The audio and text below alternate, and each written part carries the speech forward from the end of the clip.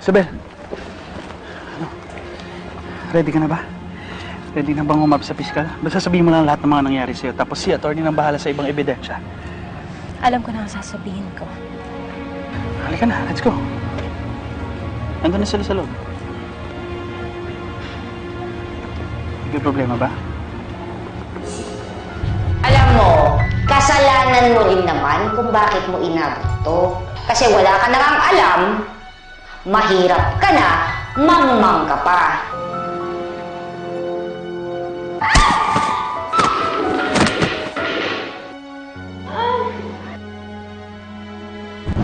Kahit dito, hindi na ito mauulit. Hindi na talaga mauulit, Isabel. Sa katunayan nga, may sorpresa ako sa'yo. Solusyon sa problema mo. Tatapusin ko ng paghihirap mo, Isabel. Gagaan ang buhay ng pamilya ko sa labas kung gagawin ko to. Mabubuhay lang sila kung mamamatay ka na. Makakaharap ko na naman yung taong ilang beses akong pinapatay.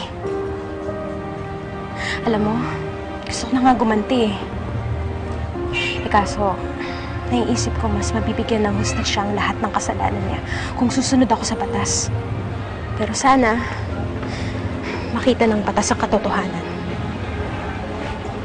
Isabel, pwede wag mo muna isipin yung mga ganyang bagay.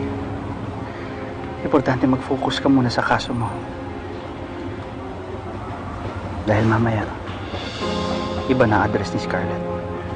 Ilalagay na siya sa city jail. Kaya, sorry.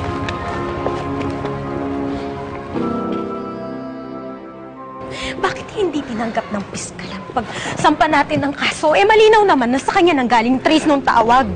Tigas talaga yung statement ng Rose na yun eh. Alam mo, mas pipiliin pa niya talaga na siya na lang makasuhan. Pero under oath siya. Dapat nagsasabi siya ng totoo. Bakit siya nagsisinungaling? Piniresearch ko yung Rose na yan. Pero wala talaga eh. Malamang professional yung babae niya. Ang dami nakapatong na kaso sa kanya.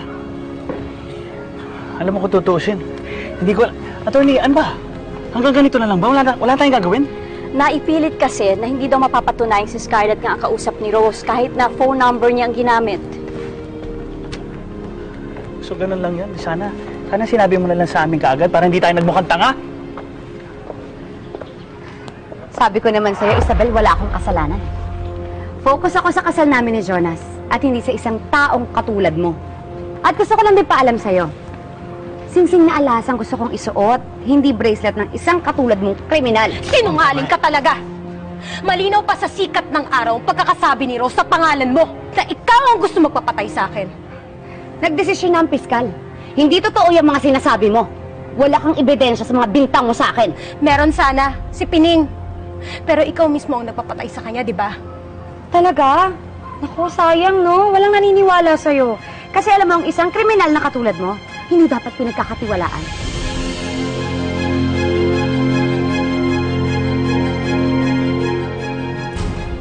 Ikaw ang kriminal! Kaya aminin mo na lang kasi yung kasalanan mo! Isabel, mahirap naman natang umamin sa isang kasalanan na hindi ko namang ginawa. Di ba yun din ang ginawa niyo sa akin? Binibintang niyo sa akin ang kasalanan na hindi ko namang ginawa. Magkaiba tayo, Isabel. Ikaw huli ka sa akto pero itinatanggi mo pa. Ako, puro ka lang bintang. Mahimik ka na, ha? Mo! Mahimik ka na! Huwag mo ko subukan dito! Scarlett, tama na yan. Tapos na eh. Huwag na natin pag-usapan. Tsaka di ba may asikasuhin pa tayo? Oo nga pala, Jonas. Asikasuhin pa namin yung kasal namin ni Jonas eh. Sayang, imbitahin sana kita kaso